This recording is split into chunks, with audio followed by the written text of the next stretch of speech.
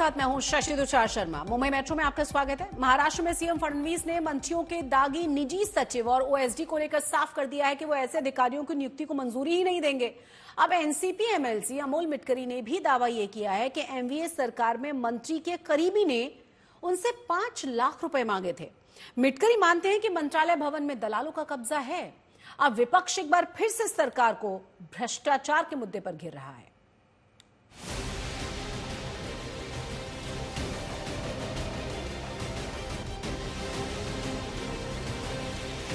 महाराष्ट्र के मुख्यमंत्री देवेंद्र फडणवीस ने मंत्रियों के निजी सचिव और ओएसडी की नियुक्तियों को लेकर जब से अपना रुख साफ किया है, तब से सियासी बवाल मच गया है।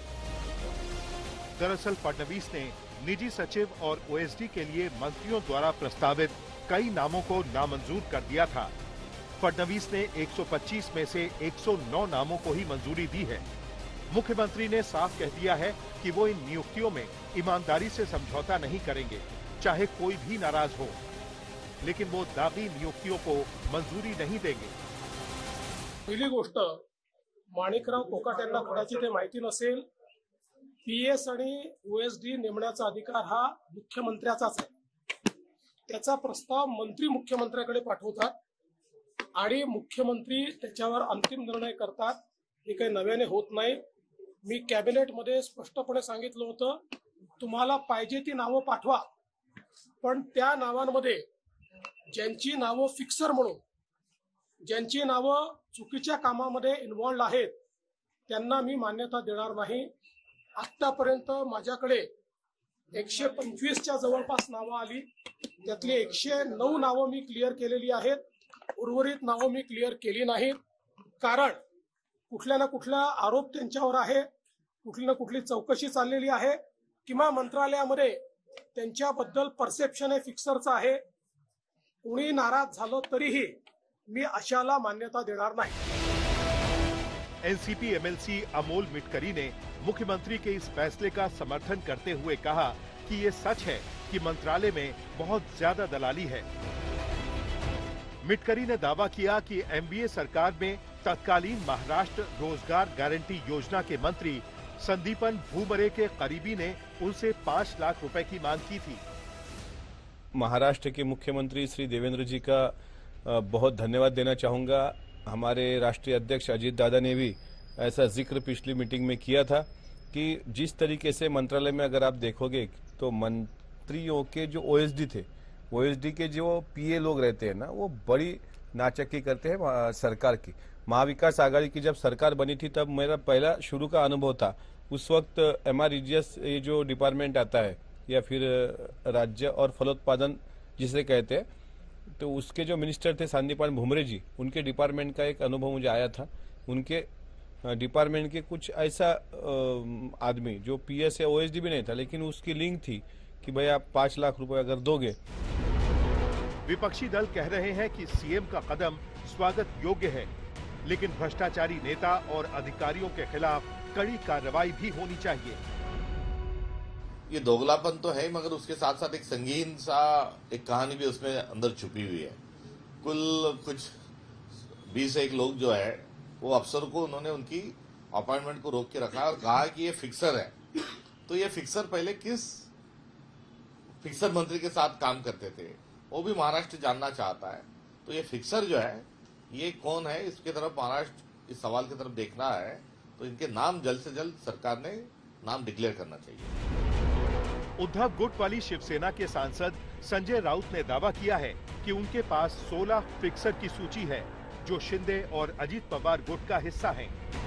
काल माननीय देवेंद्र फडणवीस राज्याचे मुख्यमंत्री यांनी एका मंत्र्याला दम देताना सांगितलेलं आहे, पीए आणि ओएसडी नेमण्यासंदर्भात 16 जी यादी आली मंत्र्यांकडून, त्यातले 16 जण हे दलाल आणि फिक्सर होते। की हे कोण फिक्सर आहेत आणि या फिक्सर किंवा दलाल पीए यांची जी नावं पाठवली, माझ्या माहितीप्रमाणे हे सर्व मंत्री हे शिंदे गटाचे आहेत, म्हणजे अमित शहांच्या पक्षाचे, हे त्यांच्याच पक्षाचे। शिंदेचा पक्ष अमित शहांचा पक्ष आहे। हे सगळे फिक्सरची जी नावं आहे ती शिंदे गटाकडून मंत्र्यांकडून गेली सगळं. तसं नसेल तर माननीय मुख्यमंत्र्यांनी किंवा राज्याचे जे प्रशासकीय प्रमुख आहेत त्यांनी ते जाहीर, मी नावं देईन, माझ्याकडे नावं 16 जणांची आहेत. उधर महाराष्ट्र सरकार में मंत्री गिरीश महाजन ने संजय राउत पर पलटवार करते हुए कहा कि उन्हें उद्धव ठाकरे के नेतृत्व वाली महाविकास अघाड़ी सरकार के दौरान फिक्सर की सूची का खुलासा करना चाहिए था। मुख्यमंत्री महोदय जी ने कहा है कि भाई कुछ लोग हैं जो गलत काम करते हैं मंत्रालय में, कई सालों से यहीं बैठे हुए हैं, वही पीए रहते हैं, वही पीएस रहते हैं, वही ओएसडी रहते हैं, तो उनके लिए कुछ माननीय मुख्यमंत्री जी का आक्षेप है और सभी का है, तो इसलिए वो नाम छोड़कर नए नाम दो, ऐसा सभी मंत्रियों को निर्देश माननीय मुख्यमंत्री जी ने दिए हैं। विपक्ष एक सुर में मांग कर रहा है कि मुख्यमंत्री को तत्काल भ्रष्ट नेताओं को मंत्रिमंडल से बाहर करना चाहिए। देवेंद्र फडणवीस सरकार ने 17 ऐसे लोगों की लिस्ट तैयार की है जो उनके मुताबिक फिक्सर है और मंत्रियों के पीए और ओएसडी नहीं बन सकते, जिसपे एनसीपी एमएलसी अमोल मिटकरी ने कहा कि उनसे भी एक ओएसडी द्वारा पैसे मांगे गए थे। विपक्ष ने यही सवाल उठाया है कि वो मंत्री जिनके पास ये पीए और ओएसडी काम कर रहे थे उनके नाम सरकार कब जाहिर करेगी। कैमरा पर्सन साई प्रसाद पाटिल के साथ मुस्तफा शेख, मुंबई, आज तक।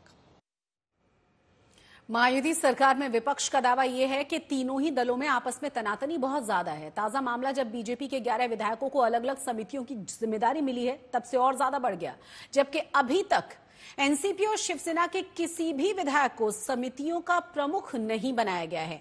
हालांकि बीजेपी भरोसा ये दे रही है कि सहयोगी दलों को भी भागीदारी उनके हिसाब के प्रतिनिधित्व के हिसाब से जरूर दी जाएगी।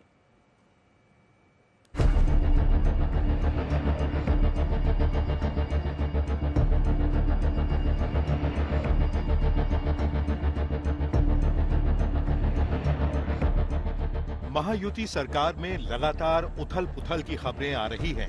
कभी सीएम फडणवीस और डिप्टी सीएम एकनाथ शिंदे के बीच कथित नाराजगी की खबर वायरल हो रही है, तो कभी शिंदे का वो वीडियो सुर्खियां बना रहा है जिसमें वो खुद को हल्के में नहीं लेने की बात कह रहे हैं।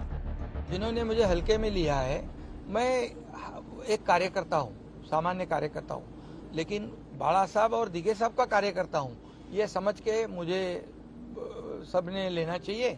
और इसलिए जब हल्के में लिया तो 2022 में टांगा पलटी कर दिया, सरकार को बदल दिया, आम लोगों के मन की सरकार को हमने लाया वहां पर। इसी बीच महाराष्ट्र की विधान समितियों का ऐलान किया गया है, जिसमें 11 बीजेपी विधायकों को अलग अलग समितियों में नियुक्त किया गया है। हालांकि शिवसेना और एनसीपी कोटे के लिए अभी कोई ऐलान नहीं हुआ है। मुख्यमंत्री देवेंद्र फडणवीस, कैबिनेट मंत्री चंद्रशेखर बावनकुले, बीजेपी के कार्यकारी प्रदेश अध्यक्ष रविंद्र चव्हाण और विधायक रणधीर सावरकर के नेतृत्व में विधायकों को इन समितियों में नियुक्त किया गया है। समितियों में नियुक्त 11 बीजेपी विधायकों में शामिल हैं सार्वजनिक उद्यम समिति राहुल कुल, पंचायती राज समिति संतोष दानवे पाटिल, आश्वासन समिति रवि राणा, अनुसूचित जाति कल्याण समिति नारायण कुचे, अनुसूचित जनजाति कल्याण समिति राजेश पाडवी, महिला अधिकार एवं कल्याण समिति मोनिका राजले, अन्य पिछड़ा वर्ग कल्याण समिति किशन कथोरे, मराठी भाषा समिति अतुल भातखलकर, विशेष अधिकार समिति राम कदम, चैरिटी निजी अस्पताल जांच समिति नमिता मुंडाडा, विधायक निवास व्यवस्था समिति सचिन कल्याण शेट्टी। कुल 29 विधायी समितियों में से बीजेपी ने पहले ही 11 महत्वपूर्ण समितियों पर दावा कर दिया है, जबकि शिवसेना और एनसीपी के पास 9 समितियां ही बची हैं। माना जा रहा है कि जिन कद्दावर विधायकों को मंत्री नहीं बनाया जा सका, उन्हें समितियों की जिम्मेदारी देकर समन्वय की कोशिश की गई है, लेकिन शिवसेना और एनसीपी को अभी भी अपनी बारी का इंतजार है। हालांकि कैबिनेट मंत्री और महाराष्ट्र बीजेपी अध्यक्ष चंद्रशेखर बावनकुले ने दावा किया है कि महायुति के हर सहयोगी को विधायी समितियों में उचित प्रतिनिधित्व मिलेगा। बावनकुले को यहां तक कहना पड़ा कि महायुति में कोई तकरार नहीं है, जबकि विपक्ष महायुति में तनाव को लेकर तंज कस रहा है। विधिमंडल समिति में कांग्रेस का हो, राष्ट्रवादी का हो, बीजेपी शिवसेना का हो, सबको स्थान मिलता है। वह हर एमएलए को कोई ना कोई कमेटी में जाना ही पड़ता है। तो जैसे जैसे नाम आते हैं वैसी वैसी उसका एडिशन होता है। कोई भी चाहे अपोजिशन के भी लोग हो, कांग्रेस, राष्ट्रवादी, उनका भी मेंबर का भी समिति मिलती है। तो इसका ये नहीं है कि इनका आया उनका नहीं है, सभी का आने वाला है। ये मीटिंग को एक दूसरे को नहीं जाते और केवल जो बजट है उस अलोकेशन पे इनका ध्यान है। और ये जो एक बहुत बड़ा पैकेज कुंभ के माध्यम से जो डिक्लेयर होने वाला है उसी में हम क्या कर सकते हैं और उसमें कॉन्ट्रैक्ट ठेके जो है हमारे लोगों को मिलना चाहिए, हमको मिलना चाहिए, ये इनकी रणनीति दिख रही है। फडणवीस सरकार के इस फैसले से महाराष्ट्र की राजनीति में नया मोड़ आ सकता है, क्योंकि इससे सत्ता का संतुलन भी प्रभावित हो सकता है। सरकार में हो रहे अहम निर्णयों के साथ अब सत्ता के बंटवारे में भी बीजेपी का दबदबा स्पष्ट रूप से दिखाई दे रहा है। सिर्फ इतना ही नहीं बल्कि महाराष्ट्र में संगठन मजबूत करने के लिए भी बीजेपी ने अब अपनी कमर कस ली है। अब ऐसे में आने वाले स्थानीय निकाय चुनाव में बड़े भाई के तौर पर कौन उभर कर सामने आएगा, ये देखना बहुत ही महत्वपूर्ण होगा। कैमरा पर्सन किरण सपकाल के साथ मैं ऋत्विक भालेकर, मुंबई, आज तक। नासिक में 2027 में होने वाले सिंहस्थ कुंभ की तैयारियां अभी से शुरू हो गई हैं। आज सीएम देवेंद्र फडणवीस ने नासिक कुंभ को लेकर अहम बैठक भी की, जिसमें 38 विभागों के वरिष्ठ अधिकारी शामिल हुए। हालांकि इस बैठक में दोनों ही डेप्यूटी सीएम मौजूद नहीं थे। वहीं महाकुंभ में राहुल गांधी और उद्धव ठाकरे के नहीं पहुंचने पर रामदास अठावले ने बड़ा हमला बोला है। अठावले ने कहा है कि राहुल गांधी और उद्धव ठाकरे ने महाकुंभ में जाकर हिंदुओं का अपमान किया है, क्योंकि वो गए ही नहीं है इतने दिनों में। इसीलिए हिंदू मतदाताओं को उनका बहिष्कार करना चाहिए।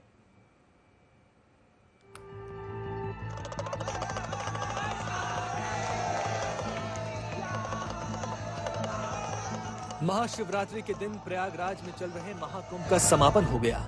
वहीं दूसरी तरफ नासिक में 2027 में होने वाले सिंहस्थ कुंभ की तैयारियां अभी से शुरू हो गई हैं।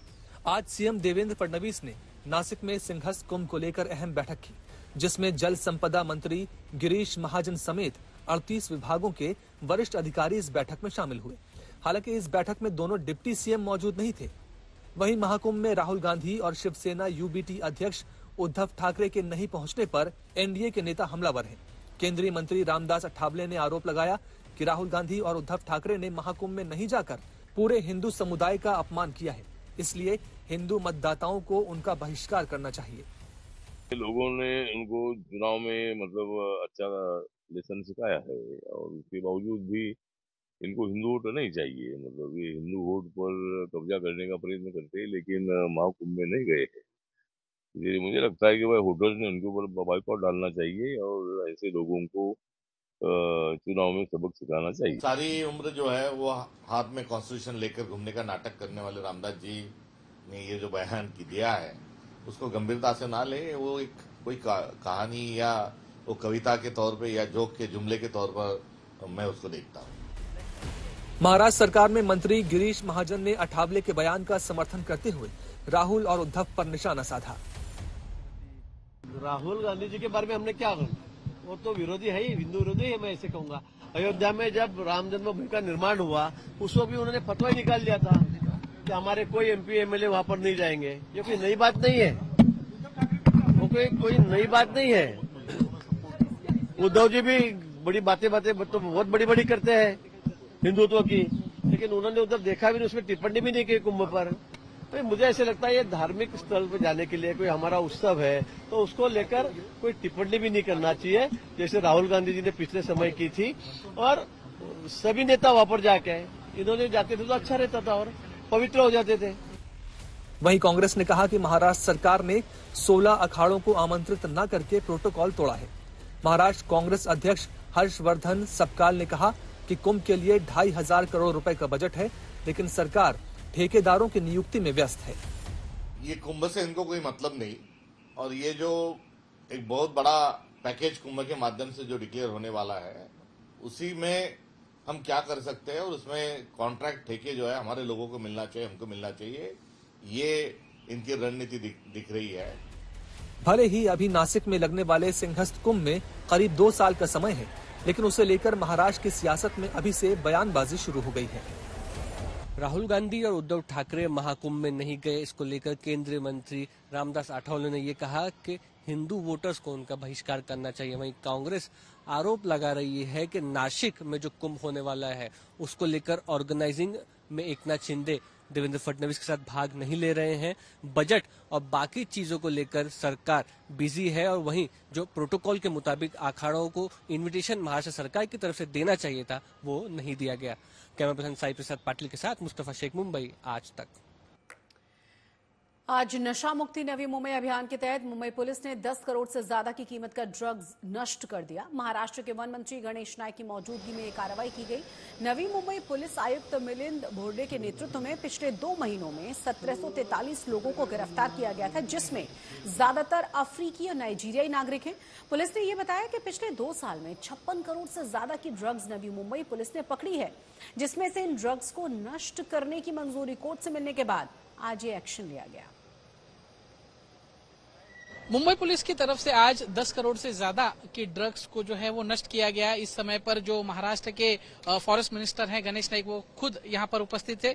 सर, आज 10 करोड़ से ज्यादा के ड्रग्स को नष्ट किया गया नवी मुंबई पुलिस की तरफ से, क्या कहेंगे? देखिए कि नवी मुंबई पुलिस आयुक्तालय के आयुक्त मिलिंद जी भारंबे के नेतृत्व में 1.5-2 महीना पहले राज्य के मुख्यमंत्री देवेंद्र जी फडणवीस जी के प्रेजेंस में और सिने अभिनेता जॉन अब्राहम के प्रेजेंस में नशा मुक्ति की ओर उन्होंने कदम बढ़ाया था। बड़े पैमाने पर करीबन 1800 लोगों को अरेस्ट किया, जो मेजॉरिटी अफ्रीकन है, नाइजीरियन है। उसमें 54 करोड़ का जो नशा का जो पदार्थ है उन्होंने हासिल किया। उसमें से 10.5 करोड़ के नशा के पदार्थ के आज यहाँ पे भस्म करना, मतलब उसको डिस्पोज ऑफ करने का काम हुआ और आगे चल के सकारात्मक भावना से वो देख रहे हैं। तो एक न एक दिन नवी मुंबई आयुक्तालय ने, महाराष्ट्र ने, पूरा देश और विश्व में भी नशा मुक्ति हो जाए, ये भावना रखते हुए अपन सकारात्मक उसके लिए काम करना चाहिए और करेंगे। सर, इतने बड़े पैमाने पे ड्रग्स यहाँ पे बरामद हुई हैं, इसको लेकर क्या सरकार आने वाले दिनों में कुछ कर रही है? नहीं, सरकार का प्रयास हमेशा यही रहा है कि भाई जो अच्छे अधिकारी उनको पूरी ताकत दे और उनके माध्यम से ऐसे गलत चीज को रोके। सर, आखिरी सवाल, लोगों से क्या अपील करेंगे? देखिए, बात ऐसी, पुलिस यंत्रणा काम करेगी, लोगों में अवेयरनेस, जागरूकता जब तक नहीं होती तब तक पूरी कामयाबी मिलना मुश्किल है। इसके लिए पुलिस के ओर से भी और हमारे समाज सेवक की ओर से लोगों में जागरूकता करने का काम चालू है। बिल्कुल, तो लोगों को भी जागरूक होने की जरूरत है और पुलिस तो अपना काम कर ही रही है, लेकिन लोगों का भी सतर्क रहना यहाँ पर जरूरी होने की बात गणेश नाइक द्वारा कही गई है। कैमरामैन वहादत के साथ दीपेश त्रिपाठी, नवी मुंबई आज तक। आज शिवरात्रि के मौके पर मुंबई के बाबुलनाथ मंदिर में महादेव के भक्तों की भारी भीड़ जुटी है। तकरीबन 3 घंटे कतार में लगने के बाद बाबा तक पहुंच रहे थे भक्त। मंदिर परिसर को फूलों और लाइटिंग से सजाया गया था, बड़े ही खूबसूरत तरीके से। हजारों की तादाद में मुंबई के बाबुलनाथ महादेव मंदिर में भक्तों की भीड़ आज जुटी रही है। भगवान शंकर के दर्शन करते ही श्रद्धालुओं की थकान दूर होती हुई नजर आई।